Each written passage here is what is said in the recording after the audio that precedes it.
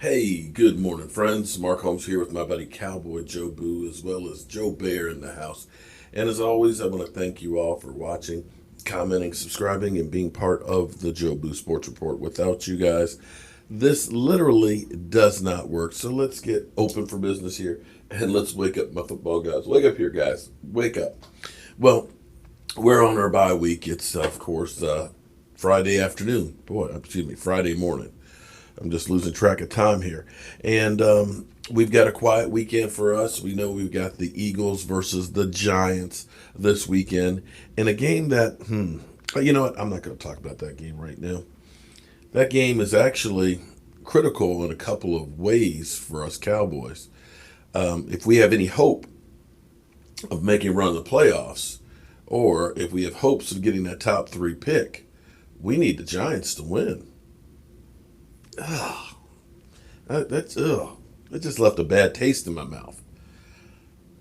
We just need the Giants to win. We need to root for Jason Garrett. Oh my God. Because either way, it's positive for the Cowboys if the Giants win. If the Giants win, it improves our draft position. Okay? If the Giants win, that knocks the Eagles down another notch and can kind of shut up those arrogant ass, you know what's.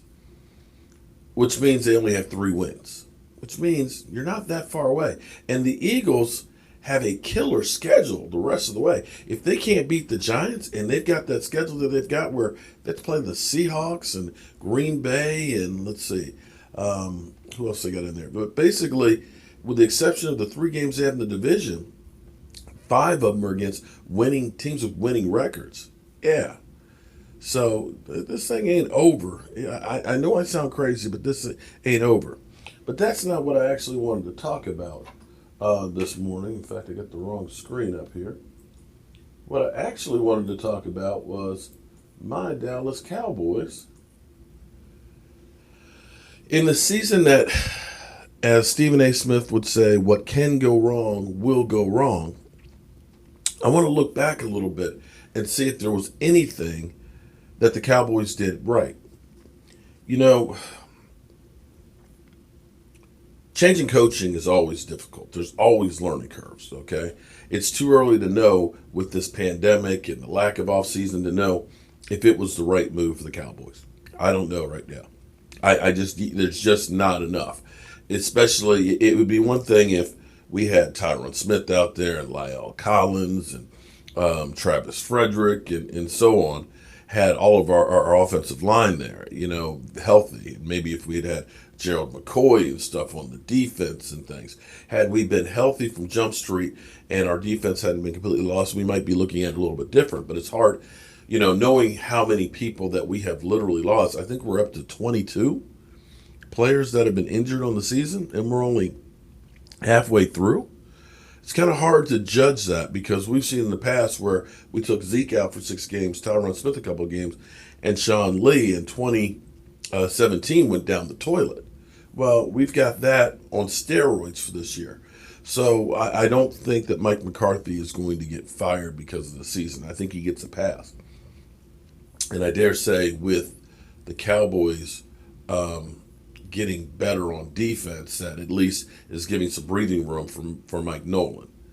So as I look back and think, you know, a couple of things that I always say that you need in the modern football era. Defensive pass rush, defensive tackles. One of those spots the Cowboys haven't really been that proactive for. We're seeing the last few games how Gilmore and Antoine Woods are getting penetration, that they're playing on the defensive line, and you're seeing the rest of the defense actually come and play better. That's one of those things that I always talk about. The second one that I talk about is today's football, you need a great tight end. You can look through at, you know, the Super Bowl teams the last 5-6 years, or actually you can look at New England. They always have great tight ends. Always. You know, Zach Ertz when, you know, he was a little bit younger with the Eagles. You know, Kelsick with San Francisco. Gronk, of course. Gronk and Hernandez before Hernandez went crazy with New England. You use George Kittle. you see great tight ends that are great pass catchers that are part of that offense that also help it to go. Well, last year we definitely didn't have that, and I'm not trying to throw shade on Jason Witten because Jason Witten has been an incredible player for our team, but getting the type of production out of the tight end position we weren't getting from Jason Witten. He was no longer a deep threat, and I dare say a lot of the catches he was getting was pick your poison. Would we rather have Michael Gallup get the ball or Jason Witten? I'd rather have Jason Witten get the ball if I'm a defensive coordinator. So Jason Witten still had 529 yards, 5.4 yards an average, 4 TDs. That's not bad, but not what you really, really need.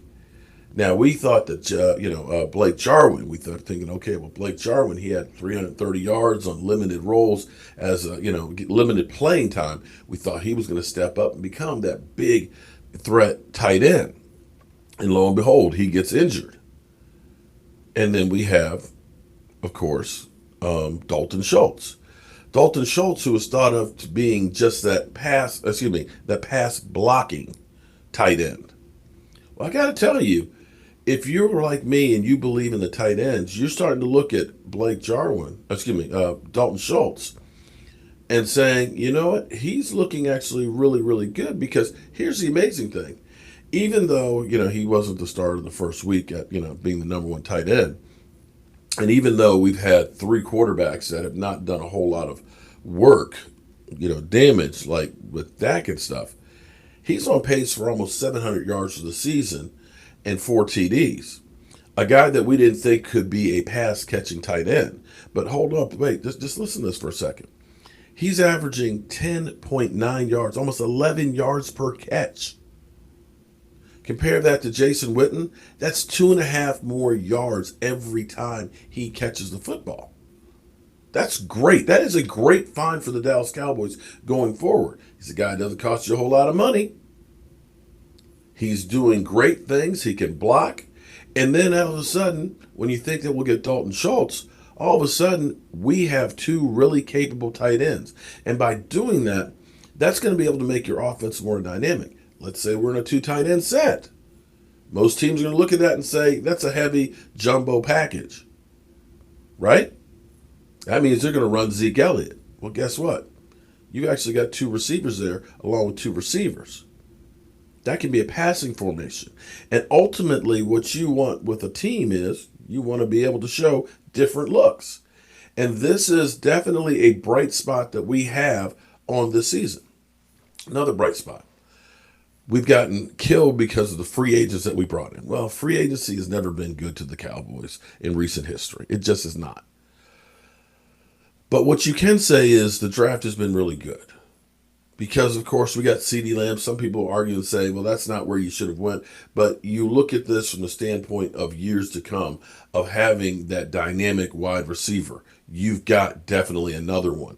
And you truly have a strength that when Dak Prescott gets back, can help carry you past some of those flaws. That is a complete hit on CeeDee Lamb. And what I always say in the draft is, you want to be able to get an impact player, okay, an impact player, and you want to get 2 starters out of it. And if you can get some depth and a special team standout, you are ahead of the curve. Well, we got an impact player right there with CeeDee Lamb. But wait, there's more. You got a starter now in Tyler Badass. You got another starter who I can almost say is a bit of an impact too, in Diggs. Then you got Gilmore that's in there. You got 4 guys that you look at for the future that are really, really good from this draft. I absolutely positively love the fact that we finally got a guy in the middle who can play. So positive-wise going forward, you add him to that defensive line next year. You bring back a Tristan Hill next year who is beginning to do some work. We got to make sure he doesn't get those cheap shots, okay? You can't do the gator rolls. But you start looking and saying, okay, we actually have a core group of guys. You could have looked back 6 weeks ago and said, man, on the defense, we just need to tear this shit up. Maybe we need to see if we can trade D-Law and get rid of him. The only guy we were talking about that was any good was Aldon Smith. But all of a sudden, if you do decide to keep Aldon Smith, you've got that guy on the outside. Okay.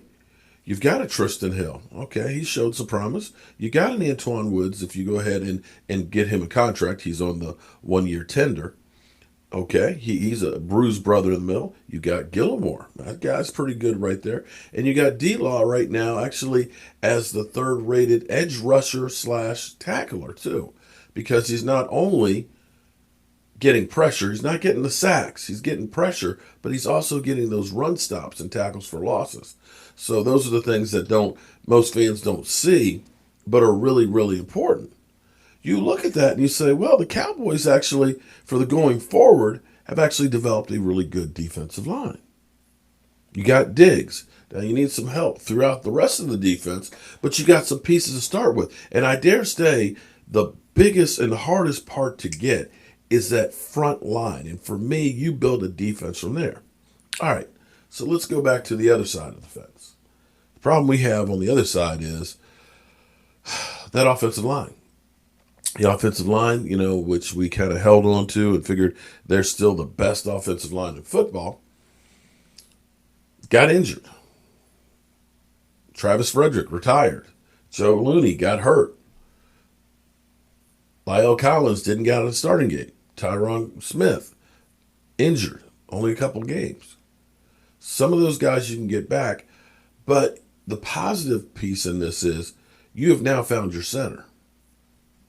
You found your center in Tyler Badass. Tyron Smith, you're bringing back. People are saying, oh, Tyron Smith, maybe we can cut. It's too much money. You don't cut him. You bring him back. Besides, if you only get 10 games out of him, you're getting a guy who's a Pro Bowler in those 10 games. What you now look at is, say, okay, we need to focus in on getting another great offensive lineman. We need to get another cornerback. We need to get another safety. But when you're looking at it from the standpoint of where we are right now versus 6 weeks ago, we don't need as much as we think we do. And it'll be interesting in the course of this next 7 games to see some of these younger guys step up. Because when you look at teams like, say, New England is forever turning over talent.